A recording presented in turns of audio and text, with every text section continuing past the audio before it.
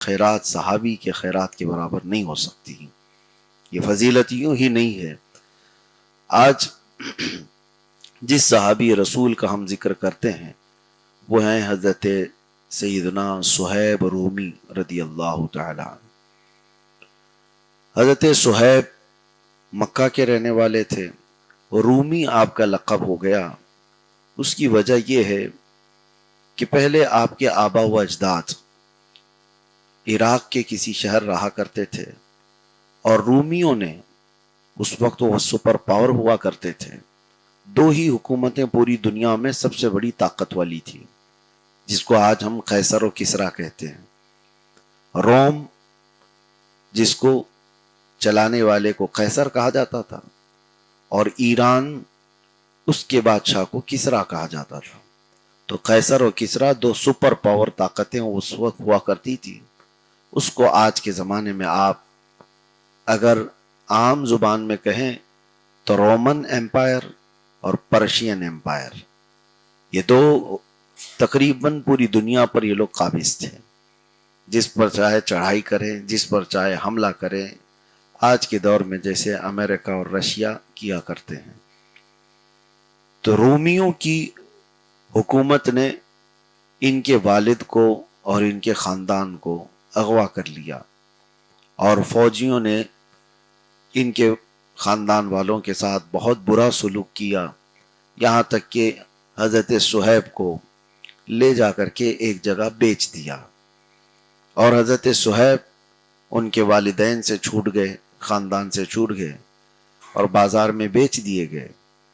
پھر عراق سے جس نے خریدا وہ لا کر کے مکہ میں کسی کے ہاتھ بیچ دیا. تو مکہ میں بیچنے کے وقت بھی جس شخص نے خریدا تو یہ بتایا گیا کہ یہ رومیوں کے انڈر میں رہنے والی ایک جماعت کے حوالے سے یہ ملا ہوا لڑکا ہے. تو اس اعتبار سے حضرت صہیب کا نام ان کے ساتھ رومی کا لقب لگ گیا. رومی جو ہے عربی نہیں ہوتے، لیکن حضرت صہیب کے ساتھ رومی ہمیشہ لگا رہا. تو مکہ مکرمہ میں جب بیچ دیے گئے تو مکہ میں آپ خدمت گزار رہے، اس کے بعد پھر آزاد کر دیے گئے. تو حضرت صہیب جب مکہ میں رہتے تھے تو خود ہی سے کمانے کا جب شوق چڑھا، تجارت کیا، اپنا گھر بسایا. جوانی جب آئی تو اس حال میں تھے کہ آپ بہت نہایت عمدہ کپڑے پہنتے اور بہت عمدہ خوشبو استعمال کرتے تھے. مکہ مکرمہ کی کسی گلی سے گزرتے تو سارے لوگ پہچان لیتے کہ صہیب رومی یہاں سے گیا ہے. تو حضرت صہیب رومی کا رہنے کا طریقہ اس انداز سے تھا. پھر وہ وقت آیا جب رسول پاک صلی اللہ تعالی علیہ وسلم نے اعلان نبوت فرمایا تو چند صحابہ کے بعد حضرت صہیب نے دیکھا کہ حضور پاک صلی اللہ تعالی علیہ وسلم کے اس دین میں اتنی جاذبیت ہے کہ ہر طرح کے گنڈوں اور بڑے بڑے شیطانوں کے مقابلے کو بھی برداشت کیے ہوئے تھمتے نہیں ہیں، بڑھتے جا رہے ہیں. تو حضرت صہیب حضور پاک صلی اللہ تعالی علیہ وسلم کی بارگاہ میں آئے اور آپ بھی اسلام قبول کیے. ان کے اسلام لانے کے بعد جو ایک بوال کہتے ہیں یا ایک واویلا مکہ والوں میں کہ اب غلاموں کو محمد نے ٹارگٹ کیا ہے، معاذ اللہ.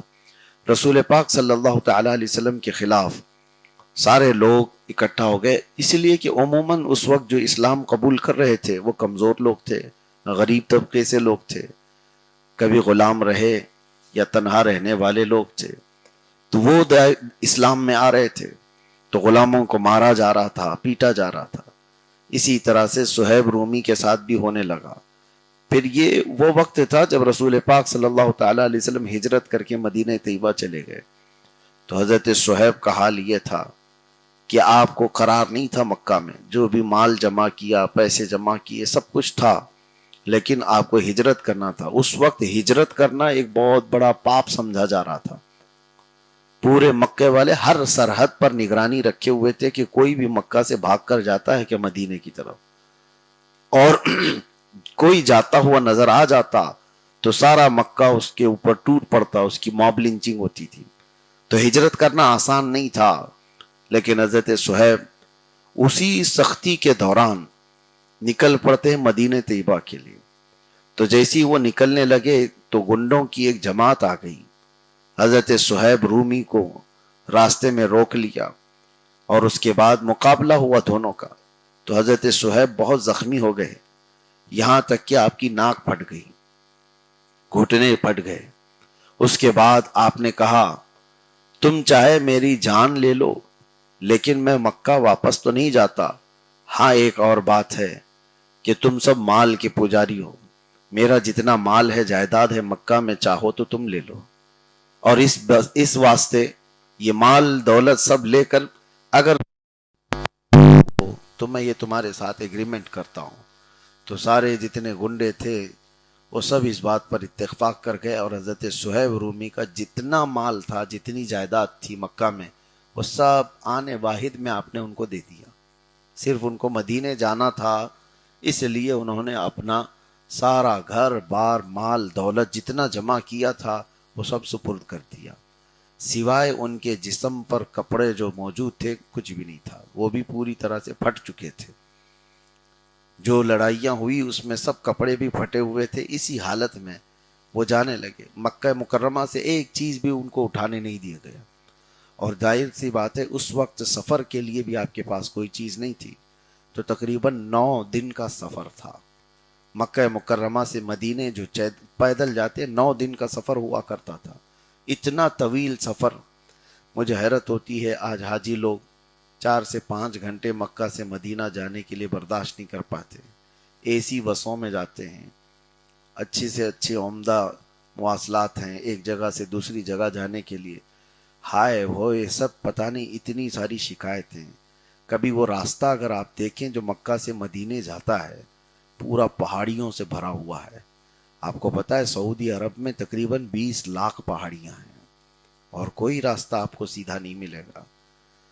उन रास्तों से वो चल करके जाया करते थे जो पत्थर वाले पहाड़ हैं। ऐसा नहीं कि बीच में कोई जंगलात हो, हरियाली हो कि आदमी कहीं बैठ जाए और फल फ्रूट खा ले। वो सूखे सहराओं में मौजूद पथरेले पहाड़ों के रास्ते आज देख करके ही हैरत होती है। अगर मैं सच कह रहा हूँ, वहाँ के दोपहर के वक्त आपको बस में से 10 मिनट के लिए उतार दिया जाए बगैर चप्पल के, पूरे तलवों में आबले पड़ जाएंगे। आज के ज़माने की बात कर रहा हूँ, वहाँ 50 डिग्री से ज़्यादा की गर्मी होती है। तो सहाबा जब इस तरह से हिजरत करते थे और बग़ैर चप्पल के, बग़ैर लिबास के, खाना पानी कुछ नहीं, और रास्ता ऐसा कि बीच रास्ते में कोई खाने की चीज़ मिलती भी नहीं कि दरख्त हो तो फल तोड़ के खा लें, कोई चीज़ नहीं। और ऐसे कठिन रास्तों में 430 किलोमीटर पैदल चल करके जाना, ये अपने आप में कितना बड़ा चैलेंज था। और सहाबा ये जोखिम उठा लेते थे। बीच रास्ते में कई खतरात होते थे।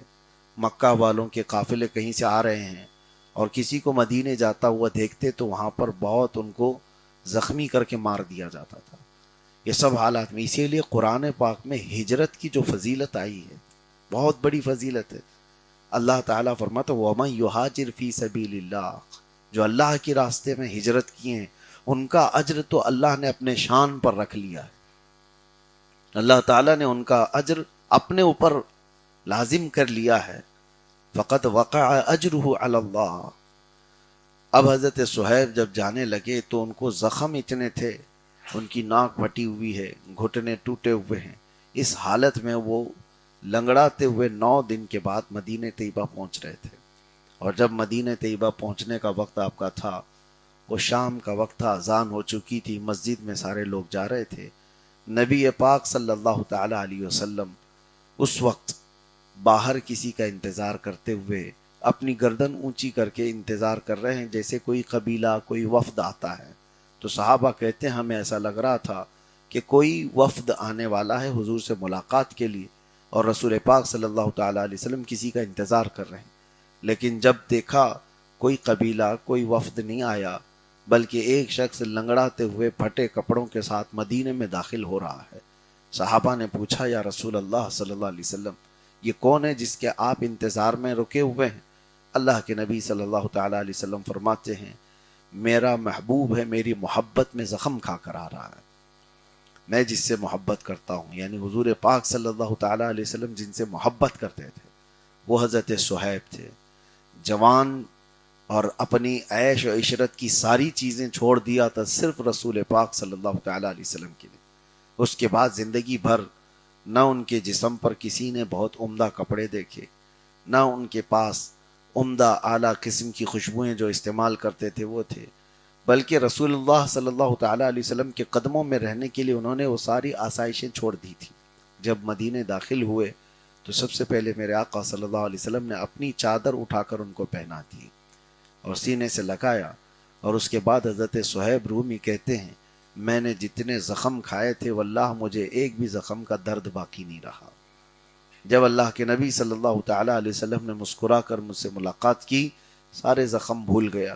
یہ تقریباً صحابہ اکرام کی سیرت پڑھو، ان کی زندگی میں کہیں نہ کہیں یہ چیز مل جاتی ہے کہ ان کا ایک نعرہ تھا، حضور پاک صلی اللہ تعالیٰ علیہ وسلم کو دیکھتے وہ کہتے کل مصیبت بعدک جلل یا رسول اللہ، ہر مصیبت آپ کو دیکھنے کے بعد ہلکی ہو جاتی ہے اے اللہ کے رسول۔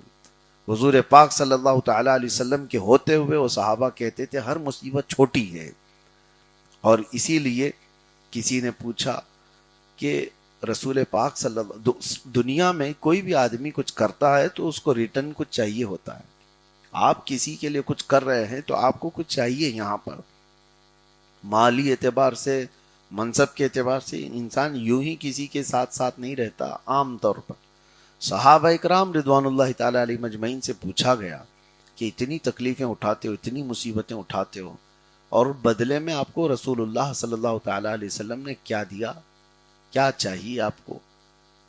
حضور تو جنت کا وعدہ کرتے ہیں، آخرت کی بات ہے، لیکن عام طور پر انسان جلدی اس کا ہضم نہیں کر پاتا کہ آخرت تو آخرت میں دیکھا جائے گا۔ یہاں جواب صحابہ اکرام کا بہت الگ انداز کا ہے، یہ نہیں کہتے کہ اللہ کے رسول صلی اللہ تعالیٰ علیہ وسلم وہ جو دیں گے وہ بعد میں دیکھا جائے گا، نہیں، بلکہ وہ پلٹ کر کے یوں کہتے ہیں یہ کہنا ہی خطا ہے کہ ہم نے کوئی مصیبت اٹھائی، یہ کہنا ہی غلط ہے کہ ہم نے کوئی مصیبت اٹھائی۔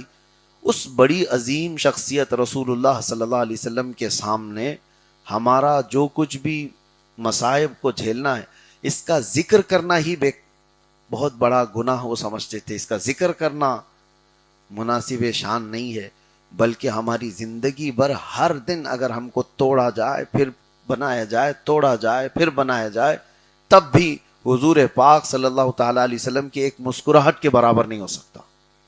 صحابہ اکرام رضوان اللہ تعالیٰ علیہ مجمعین، ہم تو یہاں پر تکلیفیں گنانے لگ جاتے ہیں، دین کی خاطر ہم نے یہ کر لیا ہے، بلکہ ان تمام چیزوں کو گنانے کو بھی صحابہ اکرام مناسب شان نہیں سمجھتے تھے، اور اللہ کے نبی صلی اللہ تعالیٰ علیہ وسلم ایک بار مسکرائیں تو ان کی زندگی کی ساری مصیبتیں وہ کہتے تھے وہ ہلکی ہیں۔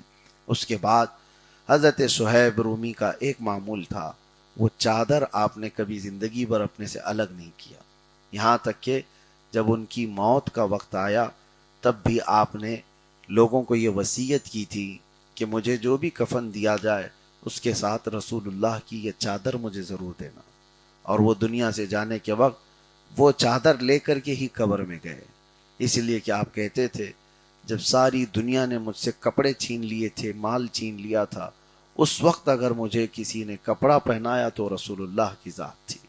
میرے آقا صلی اللہ تعالیٰ علیہ وسلم نے دنیا میں بھی وہ عزت بخشا۔ تو حضرت صہیب رومی صرف اور صرف یہ ہجرت ہی کی بات نہیں، اس کے بعد ان کے معاملات ایسے تھے کہ اللہ کے رسول صلی اللہ تعالیٰ علیہ وسلم کئی معاملات میں ان کو ترجیح دیتے اور یوں فرماتے صحابہ کو کہ اگر تم کسی سے محبت کرنا چاہو تو صہیب سے محبت کرو۔ آپ صلی اللہ تعالیٰ علیہ وسلم ان سے کہتے دنیا چھوڑا ہوا کسی کو دیکھنا ہو تو صہیب کو دیکھو، مال بھی تھا، دولت بھی، عیش و آرام سب چیزیں تھی، یہ خود اپنی پسند سے اس میں آئے اور ساری آسائشیں چھوڑ دی، اور جینے کا انداز یہ ہو گیا۔ تو کئی مرتبہ سفر حضر میں آپ کے متعلق کہا کرتے ہیں، صحابہ سفر میں جایا کرتے تھے تو سب اپنے اپنے توشے دان وغیرہ کے ساتھ ہوتے، اور صہیب کے پاس کوئی چیز نہیں ہوتی تھی، کھانے پینے کے توشے دان وغیرہ۔ تو تو صحابہ دیکھتے ہیں کہ اکثر گھاس کو اٹھا کر کے اس کو پیس کر کے کھا لیا کرتے تھے، اور کبھی انہوں نے ذکر تک نہیں کیا کہ میں گھاس کھا کر کے زندہ رہتا ہوں۔ یہ عام بات نہیں ہے، کوئی عیش و آرام میں جینے والا اور وہ اس کی زندگی اچانک ٹرن ہو جائے اور پھر وہ اس پر صبر کر کے رہے اور کبھی اس کا ذکر نہ کرے، یہ اپنے آپ میں ایک بہت بڑی مثال ہے۔ اللہ کے نبی صلی اللہ تعالی علیہ وسلم نے اسی لیے فرمایا جوانوں کو چاہیے کہ وہ صہیب رومی سے محبت کرے۔ آج حضرت صہیب رومی رضی اللہ تعالیٰ عنہ کی زندگی کی ایک مختصر جھلک میں آپ کے سامنے رکھا، باقی ان کی سیرت پاک میں ہر جنگ میں حضور پاک صلی اللہ تعالیٰ علیہ وسلم کے ساتھ حاضر رہے، بلکہ بسا اوقات اللہ کے رسول صلی اللہ تعالیٰ علیہ وسلم نے ان کو پورے مدینے کا امیر بھی بنایا۔ کچھ جنگوں میں جانے کے وقت آپ کو مدینہ طیبہ میں امیر بنایا گیا، اور اس وقت جب حضرت عثمان غنی رضی اللہ تعالیٰ عنہ کی خلافت ابھی قائم نہیں ہوئی تھی، حضرت عمر کی شہادت ہو چکی تھی، تو جو بیچ کا عرصہ تھا اس وقت مسجد نبوی کا امام حضرت صہیب رومی کو بنایا گیا تھا۔ تو حضرت صہیب اس پائے کے صحابہ میں سے تھے کہ صحابہ اکرام رضوان اللہ تعالیٰ علیہ مجمعین، جبکہ بڑے جلیل القدر صحابہ موجود تھے، مولا علی کرم اللہ وجہہ الکریم شیر خدا موجود تھے، لیکن امامت کے لیے مسجد نبوی میں حضرت صہیب رومی کو پسند کیا کرتے تھے۔ تو حضرت صہیب ان کے سفر، حضر اور حضور پاک صلی اللہ تعالیٰ علیہ وسلم کی معیت میں جو رہنے کے معاملات ہیں وہ اپنے آپ میں ایک بہت بڑی مثال ہے۔ اللہ تبارک و تعالیٰ ان کی زندگی کے صدقات و برکات ہمیں عطا فرمائے۔ صحابہ کے توسل سے مولا تعالیٰ ہمیں عشق مصطفیٰ کی چند جھلکیاں عطا فرمائے۔ وآخر دعوانا الحمد للہ رب العالمین۔ السلام علیکم۔